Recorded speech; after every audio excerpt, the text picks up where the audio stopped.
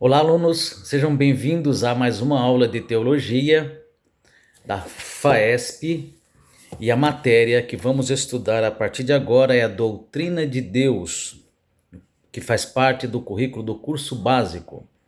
É a teologia sistemática, que trata das doutrinas, e esta doutrina é muito importante. Ela é chamada também de teontologia, doutrina de Deus, doutrina do conhecimento de Deus, do caráter de Deus.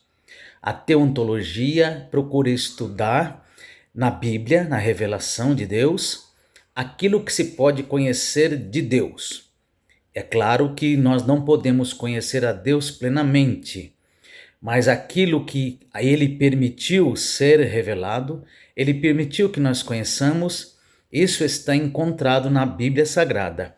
O caráter de Deus, a intimidade de Deus, os seus nomes, as suas ações e quem é Deus. Um pouco disso nós vamos conhecer, porque não podemos conhecer a Deus totalmente, plenamente. Por exemplo, quando vamos estudar numa faculdade, eu inicio 5 anos, por exemplo, de direito, então eu não conheço nada do direito. Então eu vou estudar 5 anos aquela matéria e no final do curso eu terei reduzido todo o conhecimento de tal forma que ele caiba na minha mente. Então estudar ou conhecer algo é reduzir algo que caiba no seu conhecimento. E Deus não pode ser assim. Não podemos fazer isso com Deus, não podemos reduzir Deus, porque Deus está além da nossa imaginação. Então, como vamos conhecer Deus? Vamos conhecer aquilo que Ele permitiu que nós conheçamos, aquilo que Ele permitiu que fosse revelado, e essa parte que foi revelada está na Bíblia Sagrada. Portanto, eu quero convidar vocês para iniciarmos esse importante estudo sobre a doutrina de Deus. Teontologia é o estudo do ser de Deus.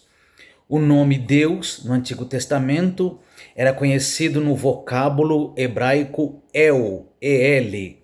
Mas o nome El era usado também não somente para Deus, mas para muitas divindades. Então você vê que no Antigo Testamento muitos nomes terminam com El. Miguel, Gabriel, Ezequiel, Joel, né? De tal maneira que era hábito no Antigo Testamento, nos tempos bíblicos, as pessoas denominarem os filhos de alguma coisa Deus, ou Deus alguma coisa.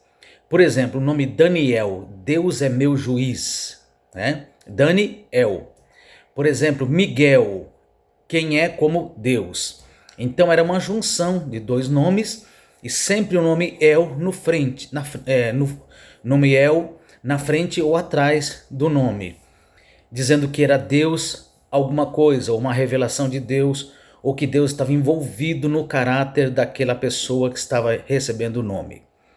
Então isso no Antigo Testamento. Da mesma maneira, muitos nomes do Antigo Testamento terminavam com ia. Por exemplo, nós falamos Isaías, né? No português, Isaías, mas no hebraico não tem o S. Então é Isaías, terminava com H.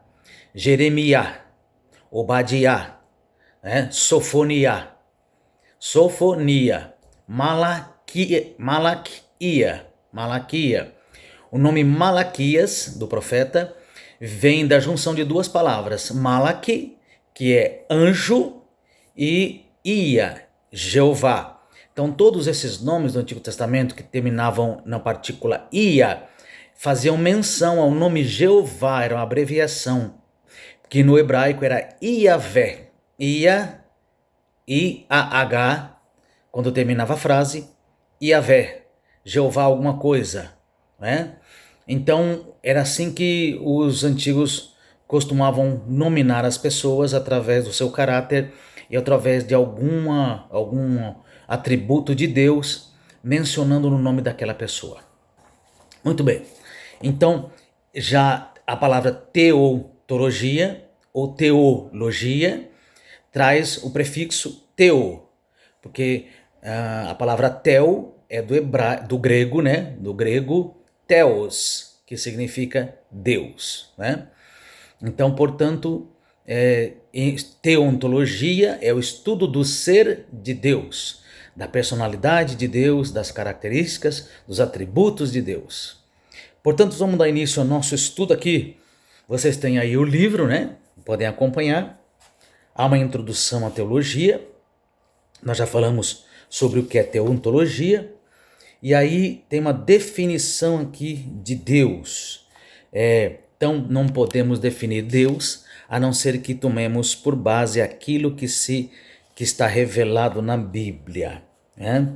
Definição de Deus, a natureza. Vamos estudar a natureza de Deus, né? Ele é espírito. A Bíblia diz que Deus é espírito pessoal, portanto ele tem sentimentos. O caráter de Deus, né? Ele é perfeitamente bom. A relação de Deus com o universo. Deus cria, sustenta e dirige tudo, né? O motivo de Deus em suas relações para com tudo quanto existe. Ele é santo, ele é realmente amor. Então, Deus, ele não tem corpo, não tem forma. Muitas vezes nós encontramos alguns irmãos que têm dificuldade de entender isso, né? Se dissermos que Deus não tem cabeça, não tem pés, mas como Deus não tem cabeça, irmão? Como Deus não tem... Deus é um monstro? Uma vez o irmão me perguntou isso. Deus então é um monstro, irmão? Não. Deus, ele não tem corpo humano, né? A imagem e semelhança de Deus em nós, já vimos em outras matérias, é a inteligência, é a vontade, a determinação. Mas aquilo que nos liga a Deus é o Espírito. Deus é Espírito, portanto não tem forma humana. Quando a Bíblia fala a mão de Deus não está encolhida, o coração de Deus, os pés do Senhor estão sobre a terra, fala do seu domínio. Quando fala o coração de Deus, fala do seu amor. A mão de Deus está estendida, fala do seu poder. E daí por diante. Então, é uma linguagem antropológica para que nós possamos entender quem é Deus. Então, no estudo do nosso livro aqui, nós nos deparamos com a parte da existência de Deus. E há alguns conceitos errados sobre a existência de Deus. Eu já vi alguém dizer, com bastante verdade, que Deus não existe, ele é. Porque para existir, você depende de alguma coisa, né? Nós, para existirmos, dependemos de que alguém nos tivesse formado, criado, gerado. E Deus não é assim. Deus é eterno.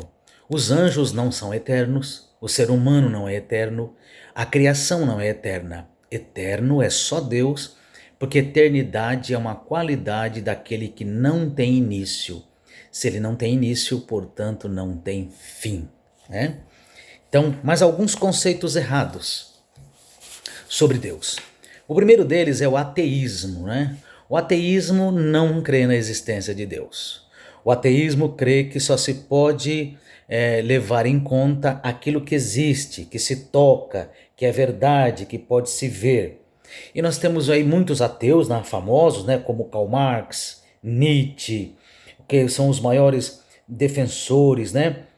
Karl Marx chegou a dizer que um ser qualquer não é independente a seus próprios olhos, senão quando ele busca a si mesmo, senão quando ele se basta a si mesmo. E não se basta a si mesmo, se deve sua existência a outrem. Portanto, o ateísmo não crê na existência de Deus, né? Nietzsche chegou a dizer que provavelmente o homem vai se elevando cada vez mais a partir do momento em que deixar de se embalar em Deus, né? É aquele filósofo que fala da morte de Deus, que Deus morreu. Então, o ateísmo não crê na existência de Deus. E eu quero dizer uma coisa com relação ao ateísmo. Importante, não existe ateu. Não existe ateu. Mas há muitos ateus declarados. O ser humano, ele crê na existência de Deus, sabe que Deus existe, mas ele não quer admitir que Deus exista, não é? Em Romanos capítulo 1, o apóstolo Paulo diz, a partir do versículo 18, 19 e 20, que a ira de Deus está derramada desde o céu sobre toda impiedade. Por que a ira de Deus está derramada sobre o homem? Porque o homem, na continuação do texto, diz que o homem conhece a existência de Deus.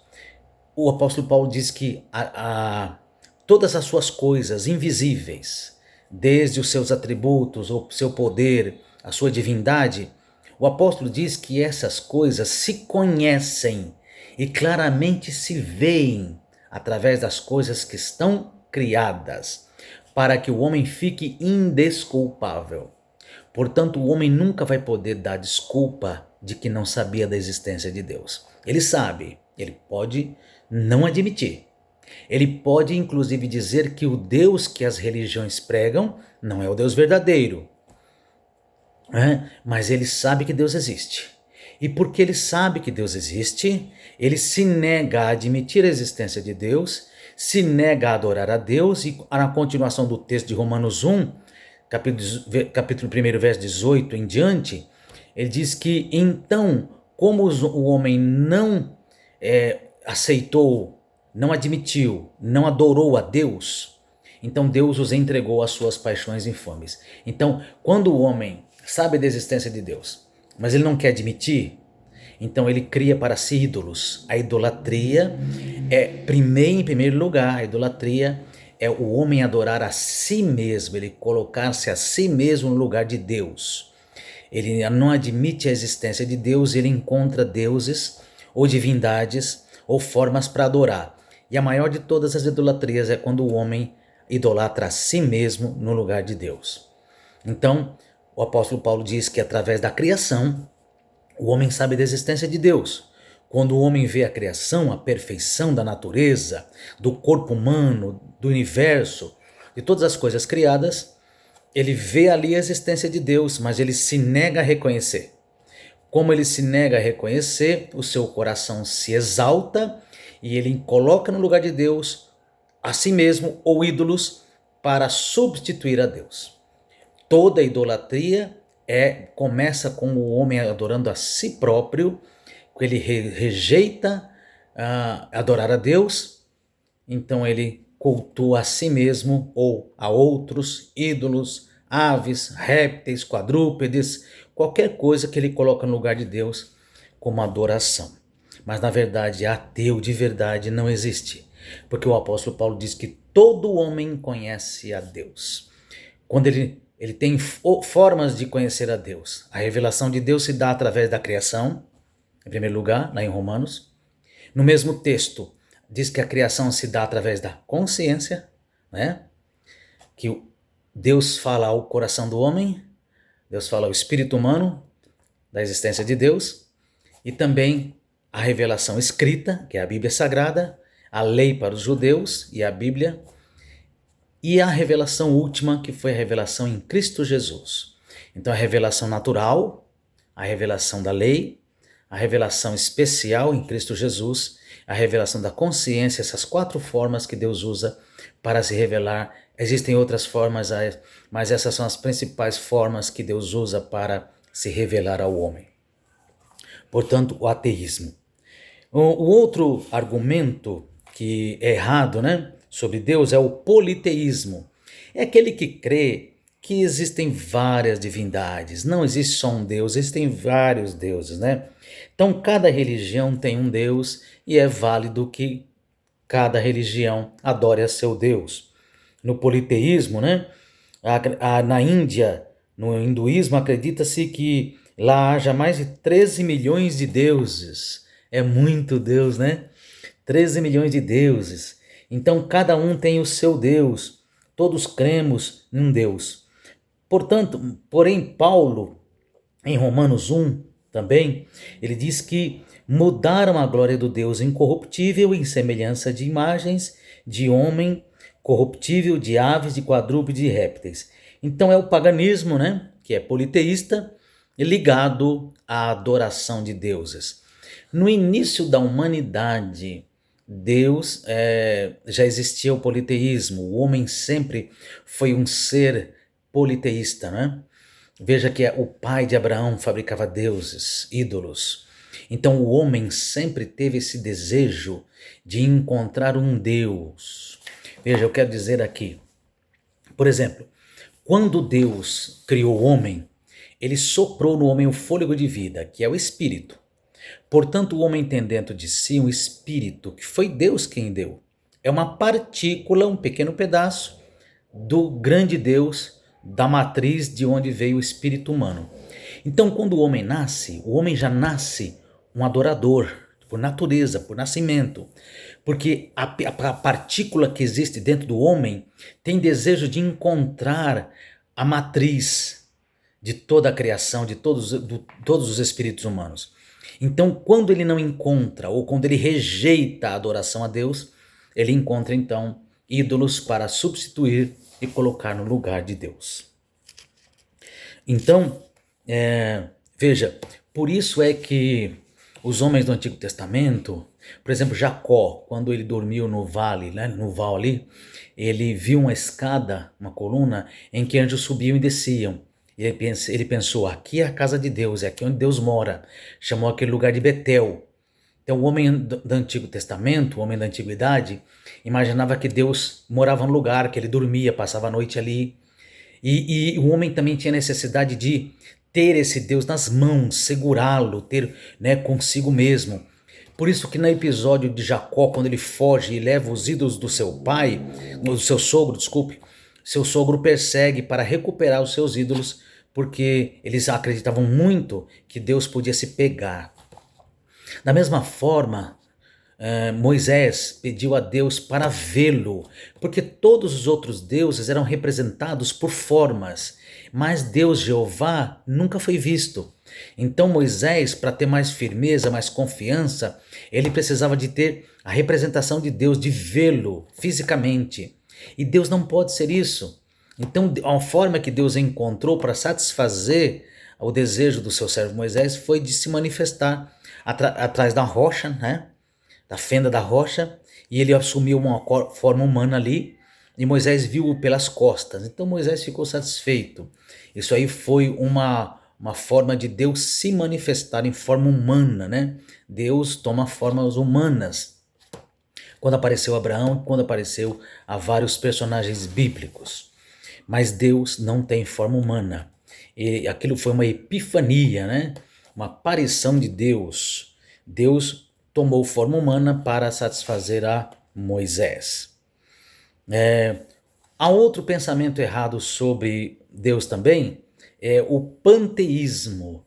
O panteísmo é a ideia de que tudo é Deus, né? Essa ideia existe nas religiões da nova era, né? Deus é a natureza, a mãe terra, que Deus está nas árvores, nos animais, na floresta, né? Isso é muito ligado ao paganismo, né? Que Deus não é nada, mas Deus é tudo. De que Deus é tudo, está em todos os lugares ao mesmo tempo. De que a natureza é Deus, tudo é Deus. Mas nós fazemos diferença. Deus é imanente e transcendente. Imanente por quê? A imanência de Deus é que ele pode ser revelado pela criação. Mas a transcendência de Deus é que ele está acima da criação, não se confunde com ela. Então Deus é imanente e transcendente. Imanente porque ele pode ser revelado na criação, podemos ver ele através das coisas criadas, mas ele não se confunde com a criação, ele está acima da criação, é a transcendência de Deus. Também temos o deísmo, né? O deísmo. E, por fim, o agnosticismo. O agnosticismo é uma filosofia que crê que Deus não pode ser conhecido de maneira nenhuma. Não podemos ter acesso a Deus, não podemos falar com Deus, não podemos ver a Deus, não podemos chegar próximos de Deus. É o agnosticismo, né? Agnosticismo porque é não, gnosticismo é conhecimento. Então, todos são filosofias antigas, criadas no mundo antigo, né, no tempo antigo. E o agnosticismo dizia, através do seu fundador Aldous Huxley, que a mente humana não pode alcançar o infinito, né? O agnóstico precisa saber que existe uma diferença entre conhecer a Deus, no sentido absoluto, e conhecer Deus revelado através das suas obras. E Deus é revelado através das suas obras. Aliás, as suas obras E os seus nomes revelam o seu caráter. E nós vamos falar um pouquinho mais daqui a pouco sobre os nomes de Deus. Muito bem, então os primeiros povos, né, já tinham essa ideia da adoração de um ser, mas eles construíam ídolos, né? No livro aqui, a alma anseia pelo seu Criador, nós já falamos sobre isso. Há no homem um vazio do tamanho de Deus. E há também uma pergunta aqui, como podemos saber que Deus existe? Primeira resposta, todas as pessoas de qualquer lugar têm uma profunda intuição íntima de que Deus existe. Porque, como nós dissemos, Romanos 1 diz que Deus se manifesta ao homem na sua consciência e no seu coração. A segunda resposta, além da consciência íntima que Deus dá, que dá claro testemunho do fato de que Deus existe, encontramos evidências de sua existência nas Escrituras e na natureza. É outra prova de que Deus existe, né? São duas respostas. E há alguns argumentos a respeito também, mas são argumentos filosóficos, da existência de Deus. O primeiro deles é o argumento cosmológico, né? Cosmológico é aquele argumento que considera o fato de que toda coisa conhecida no universo tem uma causa. Tudo tem uma causa. Existe a relação de causa e efeito, né? A causa é o início e a consequência é o efeito. Então todas as coisas têm uma causa. E a causa primeira é Deus. Ele é o motor que impulsiona toda a criação. Podemos dizer assim que ele foi ele que deu corda, né? Que deu início, que ligou o botão, que acendeu o pavio para que toda a criação funcionasse. Nada pode existir sem que haja uma causa. Não existe só efeito, tem que ter uma causa, e a causa é Deus. É o que diz o argumento cosmológico, da causa de Deus. Também o argumento teleológico, né? É bastante parecido porque concentra-se na evidência da harmonia. Quer dizer, as coisas são perfeitas, são harmônicas, funcionam direitinho. Alguém muito inteligente criou as coisas assim e sustenta as coisas assim. Hebreus capítulo 1, Deus diz que Jesus sustenta toda a criação através da sua palavra. Ele quem ordena que os mares não ultrapassem as praias, que não inundem a terra, que os asteroides, os cometas não se choquem com a terra, que o sol não cozinhe a terra, porque se a terra se aproximar 1 milímetro só do sol, todos morreremos queimados.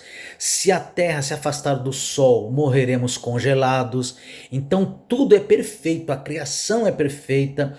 Todos eles têm um movimento planejado, articulado, as estações, primavera, verão, outono, inverno, toda a natureza, as plantas nascem, crescem e morrem, a vida humana também. Então toda essa perfeição de funcionamento é o argumento teleológico de que alguém muito inteligente criou todas as coisas. Não temos fé para crer que o homem surgiu do nada. É muito difícil dizer assim, eu creio, é mais fácil crer que Deus criou todas as coisas. Por exemplo, um relógio, ele levou 1 milhão de anos para aparecer os ponteiros, mais 1 milhão de anos apareceu o vidro, mais 1 milhão de anos apareceu as engrenagens, mais 1 milhão de anos apareceu a pulseira do relógio. Não, é muito difícil acreditar. Eu não tenho fé suficiente para crer que o homem veio do macaco. Mas é mais fácil crer que Deus criou o homem perfeito.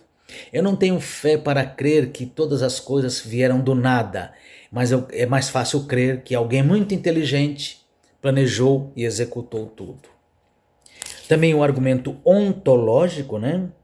Que diz que Deus, definido como um ser maior do que qualquer coisa que se possa imaginar. É o argumento ontológico e o argumento moral, argumento do certo e do errado, das escolhas que nós fazemos. Quem é que colocou a moral no homem, né? Surgiu do nada? O homem, ele consegue decidir entre o certo e o errado.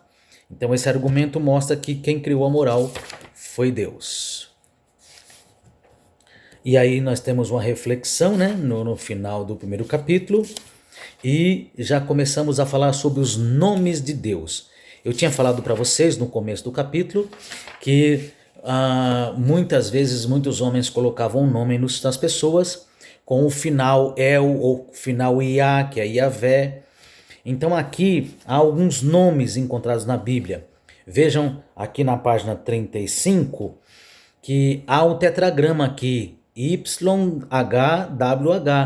É o tetragrama considerado pelos hebreus, pelos judeus, como Jeová, ou eu sou o que sou, aquilo que Deus disse para Moisés.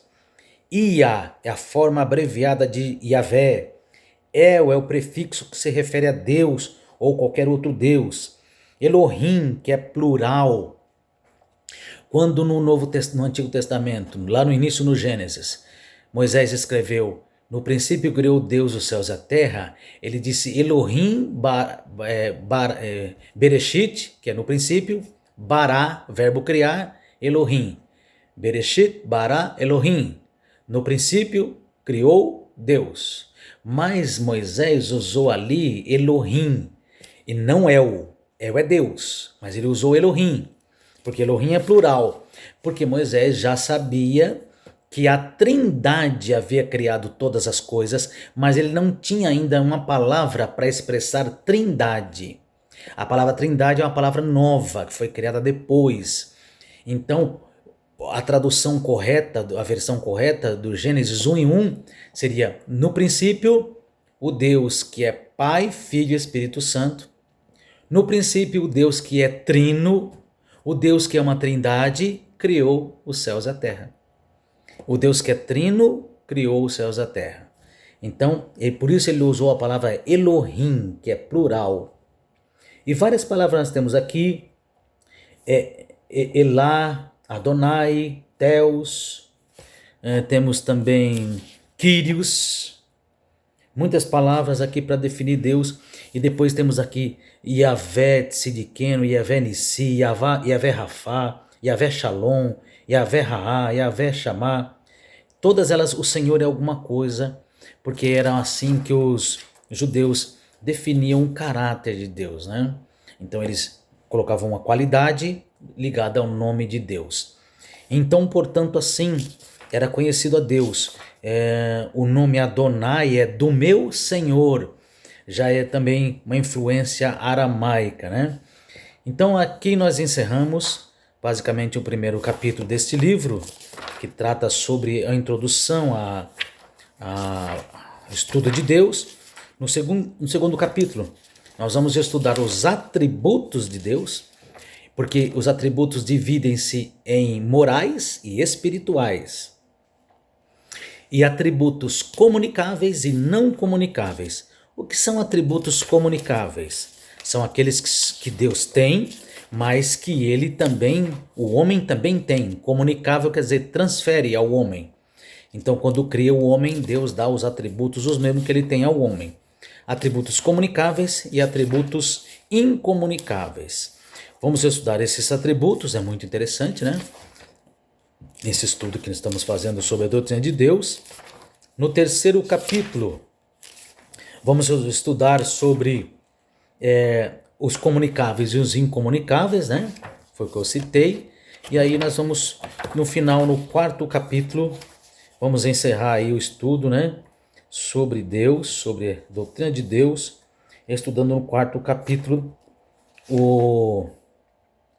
a Trindade, sobre a Trindade.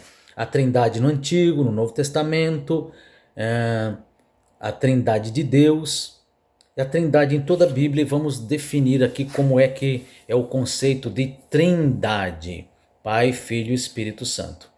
Portanto, alunos, esta primeira aula de doutrina de Deus, do curso básico, eu espero que vocês leiam o livro, acompanhem o vídeo, até que nós possamos ter aula presencial.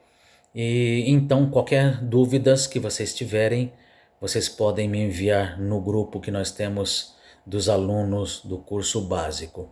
Encerramos aqui o primeiro estudo sobre doutrina de Deus. Esse assunto tão importante, né? Tão maravilhoso, que muitas vezes nós ignoramos como é que se estuda Deus, como é que se fala sobre Deus.